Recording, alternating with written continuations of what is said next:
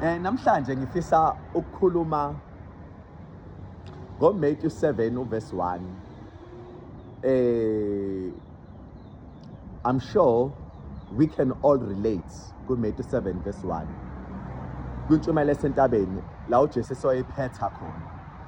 uJesu uyasukuma lapha uyakhuluma nabantu uthi ningahlulelani ngesenzo enahlulelana ngaso nakulinganiselwa sona. Ungasho kanjani kumfowenu uthi ngisuse ucezo esweni lakhe ekubeni kwelakho iso khona ugongolo? Mzenzisi, susa kuqala ugongolo osesweni lakho andukuba ususe ucwezwane esweni lamfowenu. Zona nje umzekelo. uJesu la uthi hlalisana nabantu, but musa uku-assume iposition kaNkulunkulu mase ubheka ububi babo, mase uyaba-accuse ngobubi babo. uNkulunkulu le behavior kaSathane yo-accusana noma yokwahlulelana akayithandi ukuyibona amongst believers. uNkulunkulu uthanda ukuthi sihlalisane ngothando.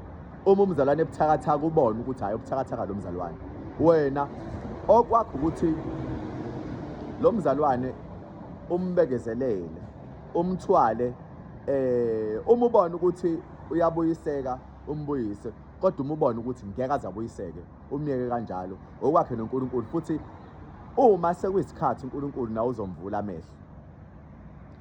Kodwa uma ngabe uthi awubheke lo ukuthi wenza ukuthi ume kanjena, ucabanga kanjena, uNkulunkulu leyo nto akayithandi. Uthi musu kuyenza leyo nto leyo ngoba nawe kuningi ngawe ongakuboni kunokuthi usizakale ngokwabanye. Kungani wena okwakho ungadili nakho? Ave kunzima ukudila nempilo yakho. I remember ngisasezweni ukuthi it was very difficult ukuma noNkulunkulu, very difficult. So I would judge abantu abalandela uNkulunkulu without knowing, ngokukhuluma nje. Kodwa uthe uNkulunkulu esengibeka kule path yokuba umuntu okholwayo, I then realized ukuthi it's very real, it's very hard to deal with yourself, your inner self. Ukuyeka izinto obosuyijayele noyithandayo, ukuthi resist ama-temptations and do izinto that you are meant to do. It's one of the most hardest things to do. Now, it's unfair for umuntu ongakholwa to pass judgments. Really, it is. Ngoba uma ethi kulo okholwayo, yekela ukwenza kanje, enza kanje. Yena njengoba ehleli phansi uhlaleleni, why yena engahambi kule path le ezomenza abone ukuthi ugongolo lusesweni lakhe mase alilungisa kuqala? That's what Jesus mean. Musu kuhlala phansi mase wahlulela umuntu olandela uNkulunkulu ngoba yena usexolelwe ezakhe izono. Kunokuthi umahlulele nawe hamba lolu hambo lolu alihambayo, mase ke uyakwazi ukulungiswa noma ukulungisiswa. Ngoba uma umahlulela uyibizela isiqalekiso, na uNkulunkulu uzokwahlulela ngale ndlela le omahlulela ngayo. Secretly sike sakhuluma kabi ngabanye, sawabeka kabi amagama abantu, sabahleba kabuhlungu. uNkulunkulu bekade silalele sizwe, and akayithandi leyo nto leyo nakuthina ngoba sikwenzile kwabanye. Uzokuvumela ukuthi abanye bakwenze kuthina equally the same. And uma sesikuzwa lokho sophatheka kabuhlungu, and we cannot blame God ukuthi indaba engabavili bangaboni, because you also did it. Just imagine uphumela obala ngomzalwane wakho ukumbulala nokumbeka kabi, ukuthi kubuhlungu kanjani. So uNkulunkulu lana is preventing a distraction amongst believers ukuthi awathandani, thanda umakhelwane wakho. Othanda uzelo uNkulunkulu, uNkulunkulu yamazi. Ongathandi akamazi uNkulunkulu ngoba uNkulunkulu uwuthando. So ngale nkathi ke umjaji umzalwane wakho uyamvimba, uyamlwisa, uyamvalela umbuso kaNkulunkulu. Mina ke angifuna uqamba amanga la ngizenze ngibe muhle. Kunabantu engiba avoidayo. Thola ukuthi umuntu is in your business. Ngim-avoid nje ngamabomu, hayi ukuthi ngiyamsaba, but ngiyam-avoida ngoba mengimcalculator ngizokhuluma kabi and then kuzoba buhlungu kuyena mase ngangibona njengomuntu okholwayo mase ngimphendula, but hayi ukuthi angikwazi ukuthi ngingenze the same thing ayenzayo. Remember, asikwazi ukuchomela abantu ngokudinwa, asikwazi ukuchomela abantu ngokudelela, asikwazi ukuchomela abantu ngokuhleba, asikwazi ukuchomela abantu ngokwenza izinto zenyama. Lezo izinto easy whoever could develop singakwazi ukwenza lokho, but they are easy. Why can't we try lezi zinto einzima njengokuthi sikhule kulwe babube ebesiyibo? Just yesterday, the day before yesterday, I was in town, and uma ngifikeetown kade ngagcina ngoba kade ku December ngisebenza, so abazalwane bengakwazi ukubagijimela kade ngibagijimela. So I showed up, ngagijima. There is something that people said which I was not expecting. Basi lo mzalwane uNkulunkulu uyamthanda. Lo mzalwane oyena ayikho filter. So lezi zinto lezi uma ngihlala phansi ngicubungula, ngiyababona labantu ukuthi abamazi uNkulunkulu abanye, kodwa bathi ngiphumela obala, in simple words, ngiphumela obala, angikho ebumnyameni. Well ke, I don't live for people. Ngihambela uNkulunkulu emhlabeni. Unfortunately, into enhle nemba bayishoyo can never affect me. But sengizama ukutshena wena okholwayo ukuthi kule mpilo ubeke uNkulunkulu.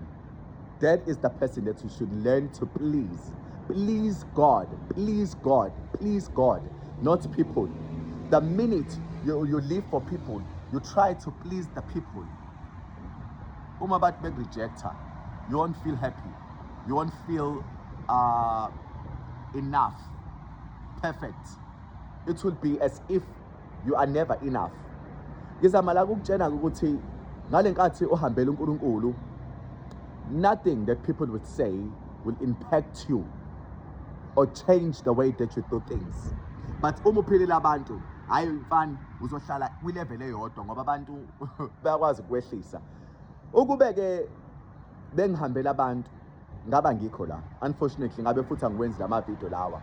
Lama video mengiwenza ngifana nomuntu okade ephisiwe umchamo isikhathi eside. Uma ethola ithuba mase lo mchamo eyawukhipha ngoba kade umshisa umningi, ngifana nomuntu basically kanjalo. Umchamo represents toxicity aphuma emzimbeni ekade ehleli. Lamanzi siwaphuzayo iwona asewawashile lawo toxins asenyameni yethu awakhiphayo. So njengoba ngikhuluma kanje ngiyilowo muntu who is taking out izinto from within, and bakhona abazorelate kulezo zinto, bakhona bangeze berelate, bakhona futhi abazofike bebuke bedlule ngendlela. But what matters ukuthi uma sengikhulume kanje akumele ngitshene ukuthi sengimkhulu kunabanye abantu. Nabanye abantu futhi akumele bethi ayi wena perfect, akumele wenze kanje, akumele wenze kanje ngoba usukhuluma kanje. Today kube khona misunderstanding the public have about abagcotshwa nabagcotshwakazi ukuthi bona akusafanele bedle ukudla, akusafanele behambe kwezinye iy'ndawo noma benze ezinye izinto noma be-enjoy impilo yabaphiwe uNkulunkulu noma benze njani-ke of some sort. These are the people of God abafanayo nathi kodwa uma sikhombana sibhada ngezandla. I really like what Paul said. Ningathi ngoka Pawula noma uApollos, kodwa ke azini ukuthi uApollos noma omunye ikhonzi enasindiswa ngazo, ngamanye amazwi uNkulunkulu abasebenzisa ukuze nisindiswe, kodwa kahle kahle omkhulu uKristu, ngoba uApollos akanifelanga noma uPawula akanifelanga, nafela uKristu. Ngiqonda ukuthi ke la uPawula wenza ukuthi singabi nabantu esizobamisa sithi we uSizwe is the best when it comes to resembling noma hlasimpe ke mimicking noma hlasimpe revealing uKristu. Usizwe and uKristu abalekile, uSizwe akabalekile ngoba at the end of the day umuntu. But uma sizomthatha uSizwe simconnecte sobe siduka, and yila uNkulunkulu ezosibonisa khona ukuthi uSizwe ubani through ama-actions akho uSizwe. Kodwa uma uSizwe simthatha njengokuthi kuyisithunga sikaNkulunkulu and nothing more, kuzosenza lokho ukuthi noma sesimbona uSizwe kodwa singabe sisakhubeka ngoba siyazi ukuthi vele kahle kahle uSizwe wasindiswa ngenxa kaKristu. Lo Kristu amdlulisayo uKristu lo nathi ekumele simamkele, kodwa hayi ukuthi uSizwe uKristu ngokwakhe, ngoba phela masisimisa sisimkhonza sithi uKristu ngokwakhe sisamxabanisa noNkulunkulu, naye mevuma ukuphakanyiswa usenecala lokulahlwa. Angikho ke lapho, but la ngikhona ngila kwi-judgment ukuthi ungamhluleli omunye umuntu mzalwane uma ungam-understand, ngoba siphathiswe izinto ey'ningi emhlabeni. These things siphathisiwe zivela kuNkulunkulu, and uNkulunkulu uma esiphathisa uyakuvumela okubi nokuhle. Now the thing is abantu bafihla ububi babo. I will share this with you. Kade ngiyophotha lezi iy'nwele zami, wathi omunye bazothina abantu umfundisi, and ngathi mina excuse me, bazothina abantu uma kumayelana nani? Bathi wena nje ujwayele ukukhuluma phambi kwabantu. Ngathi mina angazi ngawe, bathi mina ngiphilela abantu, noma ngabe kuthiwa ke bathini angikazi nangelilodwa ilanga. Ngithi mina labo bantu abakholwe yimina, okwami nje ukumela igama likaJesu. Uma kodwa bekholwa yimina okwabo lokho, kodwa mina ngibatshela ngalokho noNkulunkulu engangifakazela. Uma ngabe benenkinga ke ukuthi ngiphothile inwele zami ngaba muhle njengoba nabo bethanda ukuba bahle, hayi okwabo. Basically lo obekade ebuza lokhu unama fears ukuthi how would people treat me, how would people receive me uma ngabe sengiphothile inwele. Mina akazi kahle kamhlophe ukuthi into ethandwa yimina le ongayithandi uzophila nakho, kodwa kuphi ukuthi uzokushintsha lokho. Ngizama ukutshela ukuthi uyifakela eboxini noma uyivalela entweni engakwazi ukukunikeza ukuphila nokukhula uma ngabe uyivimba, ngoba uma ngabe uyivimba abantu bengakuvimbanga sobenzela umsebenzi wabalula. For example, ngithe ngiqeda nje ngihamba ngawushumayela endaweni eziningi eThekwini, ngashumayela nasematheksini, ngayibuyela endlini, kodwa into abantu abayenzile bathe loya mfana loyana uclean and akayifihlile.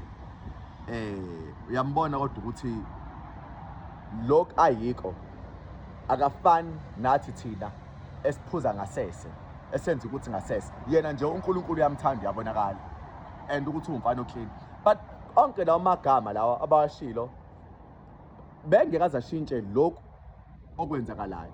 Sengiqonda ukuthi kuwena ukube bengithi mina awu ngaba ngiyangaphambili, nawe ke ungayivimbi iya phambili ngoba uma uyivimba ngeke uzokwazi ukuya phambili, uzokwenza umsebenzi obelula for laba abanye.